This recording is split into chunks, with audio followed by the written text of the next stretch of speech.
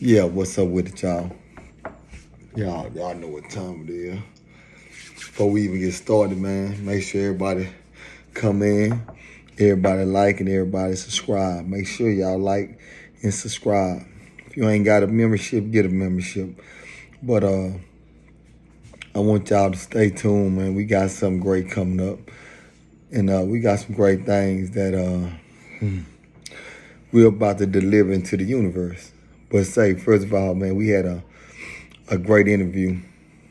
We had a great interview tonight from the guy that's in from New York.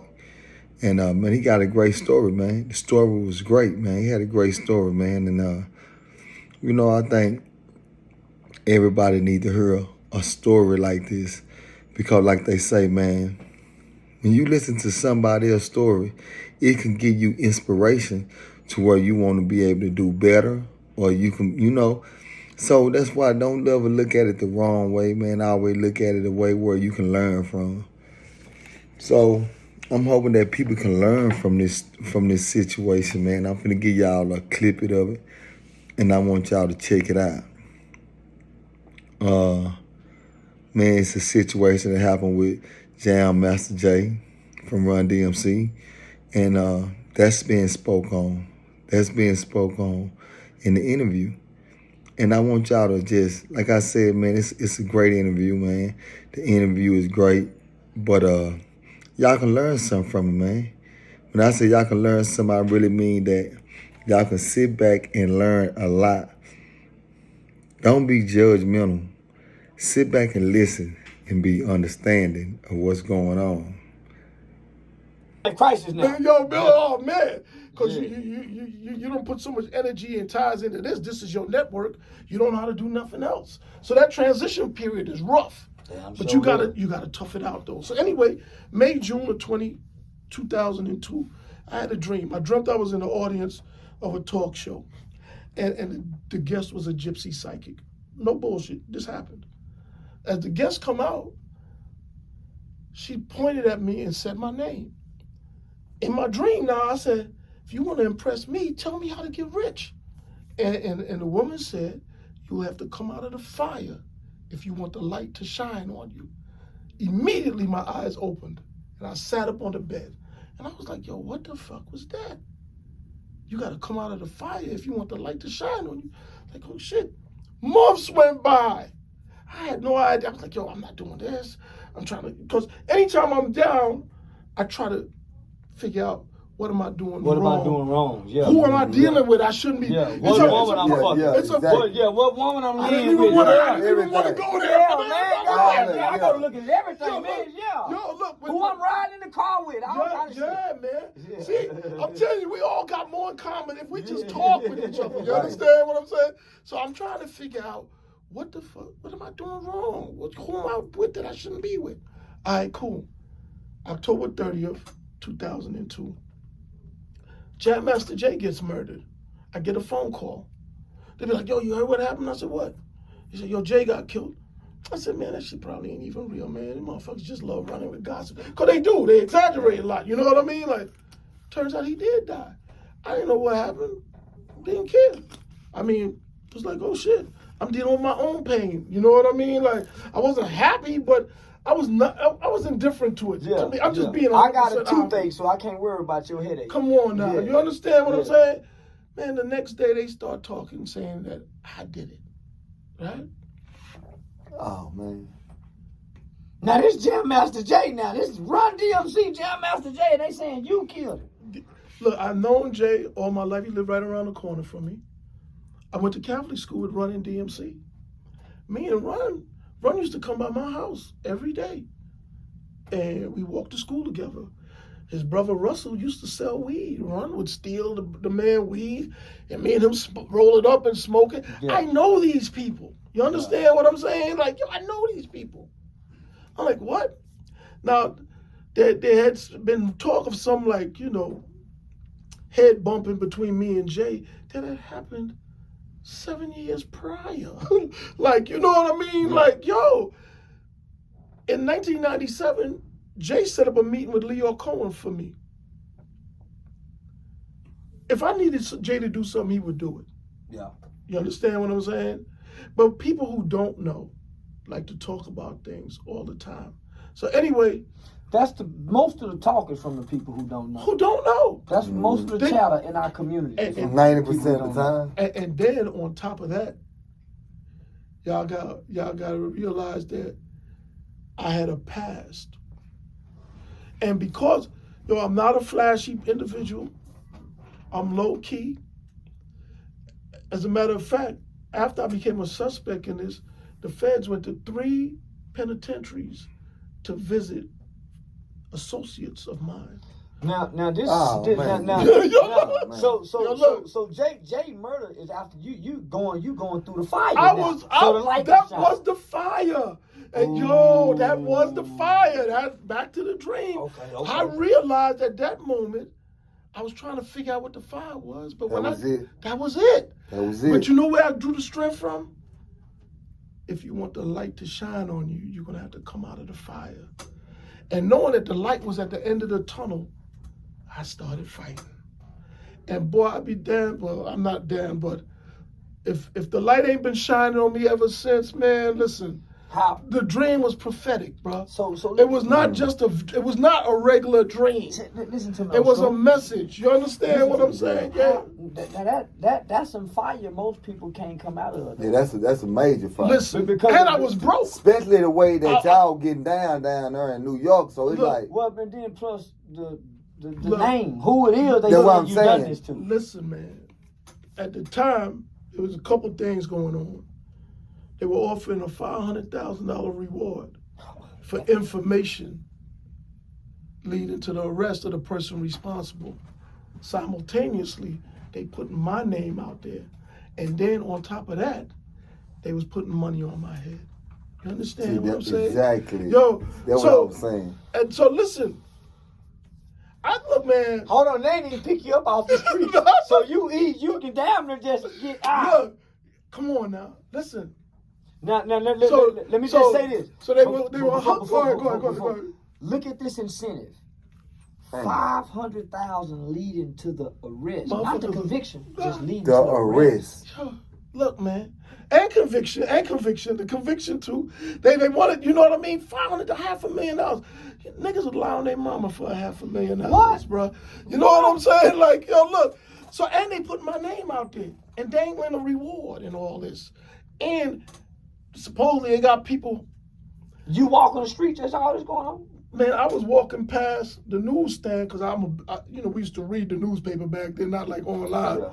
And I'm looking at my name on the front page of the paper in New York. A buddy of mine, he was down in Atlanta from New York too. He called me, he said, man, they saying you did it, man. Yo, you got to get the fuck out of there. And I was like, yo, where am I going to go? You know, when people be talking about running, you need money to run. What you going to do? Go down, visit a relative and hide out under the bed or some shit? They want some money. They struggling. Yeah, You know what I mean? Like, yo, So what I did was I ran right at him. I reached out to this attorney, Marvin Kornberg. He was John Gotti's son-in-law, lawyer Carmine Agnello.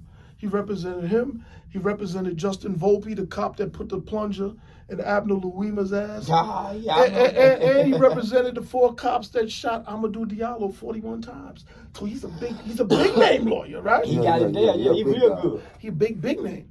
So I called him, and I'll never forget. Jay got killed on a Wednesday. It was October 30th. On that Saturday, which was November 2nd, I met with Kornberg. I told him I ain't got no money. I said, all I need you to do is walk with me to the precinct for questioning. And the reason why I was prepared to go lay up and fight it, but I didn't want to go to the precinct without legal representation where they could say Smart that man, I said smart man. You never want to do that. You see what I'm It's saying? the reason why they say you need an attorney to talk to. See, I was going to turn myself in, but I needed the lawyer. So anyway, I got with Kornberg and he called the precinct. And he said, listen, I heard you're looking for one of my clients. And they said, what's his name? He said, Curtis Scoon. They said, yeah. He said, I'm bringing him in on Monday. So if you guys pick him up before then, just remember he got legal representation. So he took, Monday was November 4th. I remember those dates, everything well. Monday morning now, I wake up, I was with my chick, and she was naked, and she was like, yo, you want to hit it? I was like, nah. I was doing push-ups. And I was looking at the TV. And what happened was, on the news, the media was outside the precinct. They was waiting for me to come because the police had tipped them off that I was coming in. Because it's a big case, right? Very big case. We all, yeah. You know what I mean? Yeah, that's humongous. Bruh, I put on 2 pairs of socks, 2 pairs of boxers, 2 T-shirts, my starter kit, because I'm going to Rikers Island, and I got to wait for somebody to bring me some stuff up, and I wanted to have where I could wash out one and change the other. You understand what I'm saying? Yeah. This is how I'm thinking. You understand what I'm saying? Yeah. See, I'm a man that I embrace what's coming at me. Yeah. I don't be buckling and crying. Real life. You understand what I'm saying? So we get there, and Kornberg says to me, he said, look, we're not going in no more. And I was like, why? What's up? Like, I was like, I'm ready to go. Because I made up my mind. I own the loss. Take this head on. You understand? I always own the loss first. Yeah. And then claim the victory. Yeah. I had owned the loss. So he said, look, man, you see what's going on TV? Last thing I want is to walk you over there and somebody say, recognize, look at you on TV and say they saw you outside the studio, blah, blah, blah. He called the police and screamed on them. Said, you shouldn't have done that. Now I'm not bringing them in. And if you want them, you're going to have to charge them. That's what he said. He put the pressure back on him. He put the pressure back on him.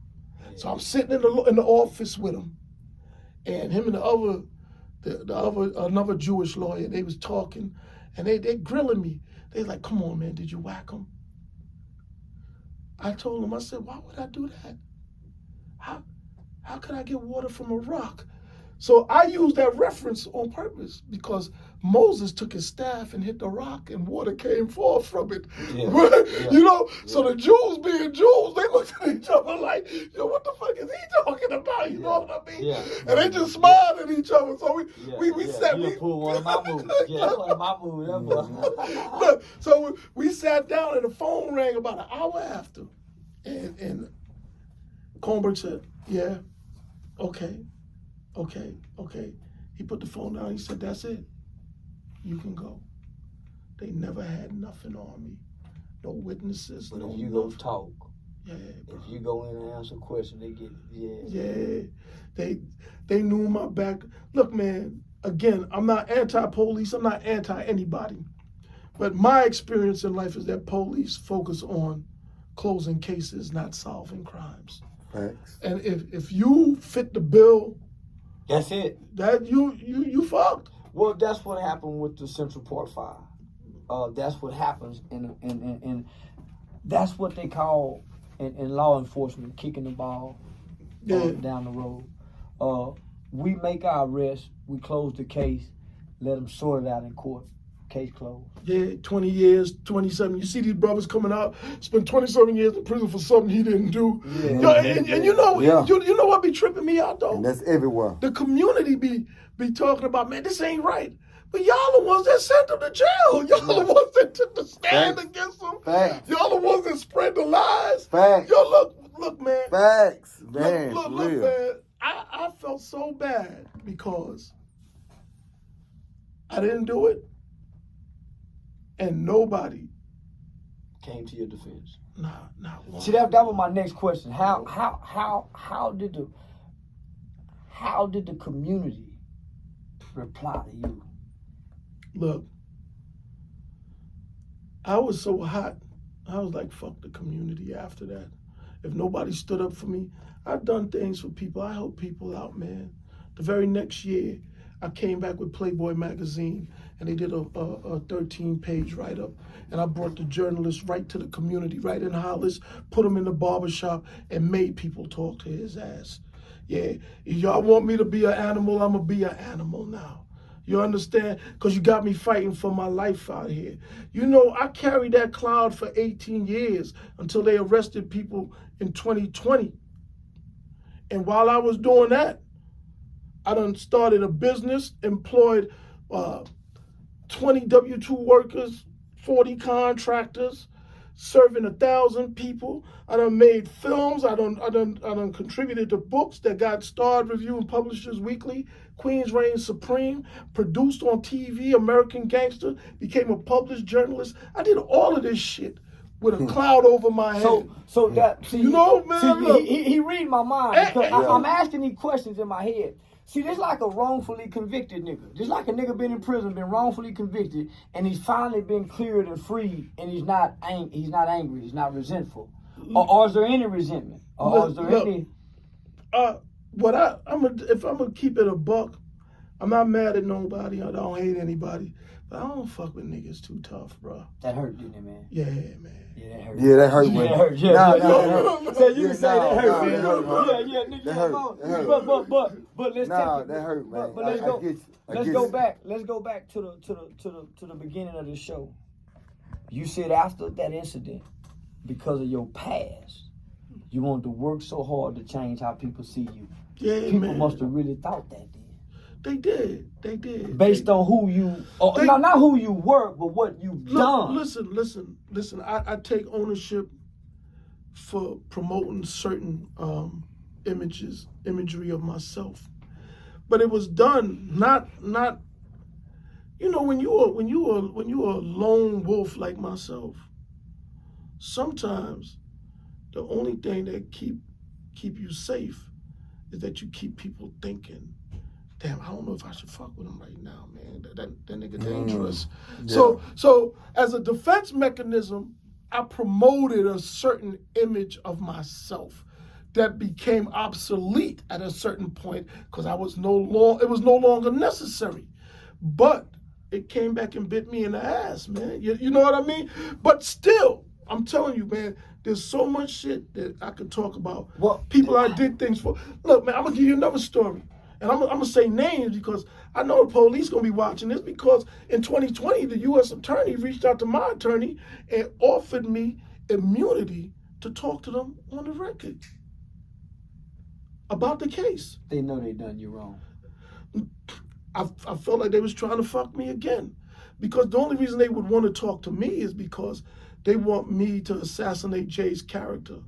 They building a case that he was involved with drugs, so they wanted me to verify that without the street gangster guy with this reputation. They wanted because the original story is me and Jay was involved in a drug deal, and it went bad, and that's why I did that. 7 8 years later. Hold on, listen. Look. Listen, these are my questions Dang. because as I listen to the case, I'm saying to myself, they want to know, well, what's his involvement with Jay? You don't rap, you don't sing, you're not in the industry. Why Jay fucking with him, but y'all childhood? But they wanted. I believe what they wanted was for me to confirm that Jay was a drug dealer because Jay's people, while they were running to the police, they didn't really stop to think that the police was going to check into his background because they don't know nothing about the police. The police investigate everybody. You understand what I'm saying? Everybody is a goddamn suspect to the police. You know what I mean? Everybody. You know what I mean? So, but they ran to the police and then they had to try to cover it up and clean it up and be like, Jay was just a DJ and this, that, that. I don't know what Jay was doing. If I did, I wouldn't speak on it anyway. If he was dealing drugs, he damn sure wasn't doing it with me. Yeah. That's the only thing I would say. You understand what I'm saying? But when they came to me with the thing, my lawyer said, yo, man, do you want to talk to him? I said, do I have to? He said, no. I said, then fuck him. I'm not. Why would I need immunity for something I ain't been involved in? Yo, you know, they want me to go on the record incriminating myself in criminal activity to help them with their case. It's in 2020. Yeah, this is in 2020. Now you done did all this work. From 80s now. But see, listen, that's why I tell these old gangster niggas, man, why they on the internet talking? Yo, I think they all clowns, bro. Why they on the internet I be talking, watching them. I be like, these motherfuckers is stupid. They ain't got nothing going on. No, I could only imagine how dumb they was when they was young, because they old and stupid. These niggas done got away. You know what I'm saying? Like, yo. If you done played this part, it's things you done got away with. Come on, bro. Why you on here talking, man? Look, why are we even talking about that? Yo, you listen, man. So anyway, I didn't do that. I didn't bother with that at all. They got to deal with their case. And I told my attorney, I said, look, man, those people knew I didn't do this all this time. and they left that cloud hanging over my head, man. Nobody in Jay's family, in his circle, ever said, yo, Scoon didn't do that. It's obvious I didn't do it, man. Look, if they didn't come get me, they had so many different suspects, right? But they left my name out there for me to have to answer. For people on social media talking about, man, fuck you, you killed Jam Master Jay. So through all these barriers, obstacles, adversity, and man, even the threat of death over your life, how do you build these businesses? How do you look, man? How do you mentally?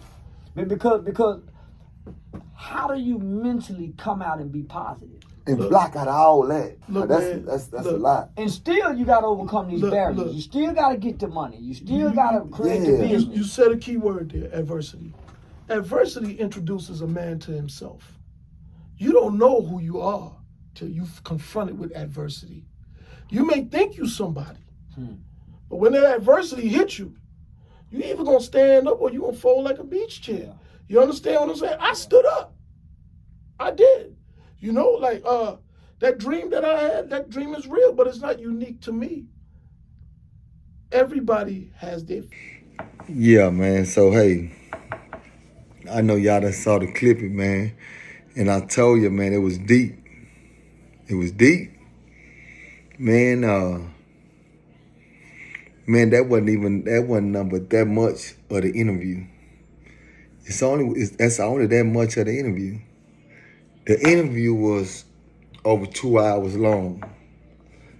It's over 2 hours long. It was a great interview, great. Was able to touch on a lot of subjects that need to be touched on. Spoke, like I was telling y'all about the Jam Master Jay. You know, so spoke on that. Spoke on the hip-hop culture of New York. Man, it was great dialogue, man. It was great dialogue. It was great dialogue, man. But it's just great to be able to hear some quality stories like this. But I want y'all to make sure y'all go to the Game-Related Podcast and check out the interviews. The Game-Related Podcast. I want y'all to go check it out, man. Y'all gonna fall in love with it, man, because it's really touching, man. So make sure y'all go to the Game-Related Podcast. Y'all hear me? Go to the Game-Related Podcast, where a bunch of game is being spilled. Not to glorify, but to uplift. So be understanding when you come over there and you subscribe to the Game-Related Podcast, man. It's just inspiring, man. It's a message behind every story. And you ain't got to be a celebrity. It's a message behind every story. So listen to the message. Listen to the message. And let's get this thing going. So go subscribe to the Game-Related Podcast.